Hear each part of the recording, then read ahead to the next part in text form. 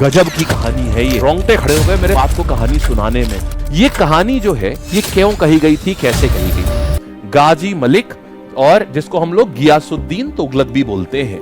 अब देखो एक एग्जाम में सवाल आता है कि बताओ निजामुद्दीन औलिया के समय पर कौन था, तो ये था।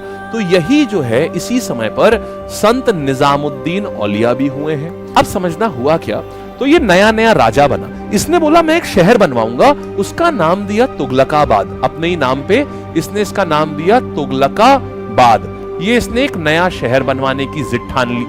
अच्छा, उसी समय निजामुद्दीन औलिया अपने लिए कुआं खुदवा रहे थे। कुएं को बच्चे बावड़ी बोलते हैं, क्या बावली नहीं बावड़ी।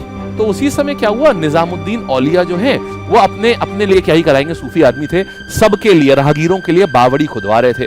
अब सारे मजदूर जो है वो सुल्तान के किले पर काम करने चले गए, तो इसलिए संत का काम रुक गया।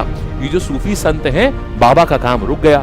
तो मजदूरों ने निजामुद्दीन औलिया से कहा कि भाई कि वो दिन में सुल्तान का काम करेंगे और रात में बावड़ी का काम करेंगे। ठीक है।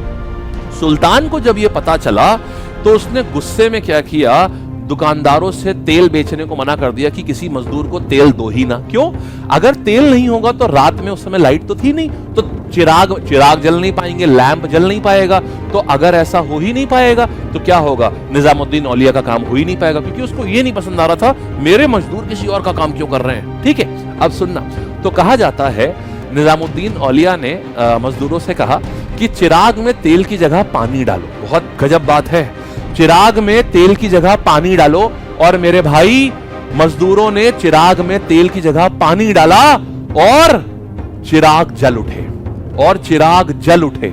समझे? यह सुनकर सुल्तान और चिढ़ गया कि मैं इतना प्रयत्न कर रहा हूं इनका काम रोकने के लिए, उनका काम क्यों नहीं रुक रहा है। अब इसने धमकी दी। सुल्तान घियासुद्दीन उस वक्त ना बंगाल के अभियान से इस समय गया ही हुआ था, तो उसने वहीं से संदेश भिजवाया कि मेरे दिल्ली लौटने से पहले निजामुद्दीन औलिया दिल्ली छोड़कर चले जाएं, वरना अंजाम बुरा होगा। तो एक ऐसे ऐतिहासिक जवाब दिया।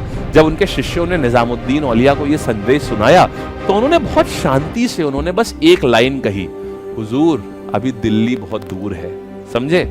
और वाकई मैं आपको एक बात बताऊं, घियासुद्दीन तुगलक कभी दिल्ली आ ही नहीं पाया। जैसे ही वो दिल्ली के अंदर उसने कदम रखा, पूरा लकड़ी का दरवाजा बना हुआ था, वो धड़ से उसके ऊपर गिर गया और वो वहीं मर गया। रोंगटे खड़े हो गए मेरे आपको कहानी सुनाने में। क्या गजब की कहानी है ये।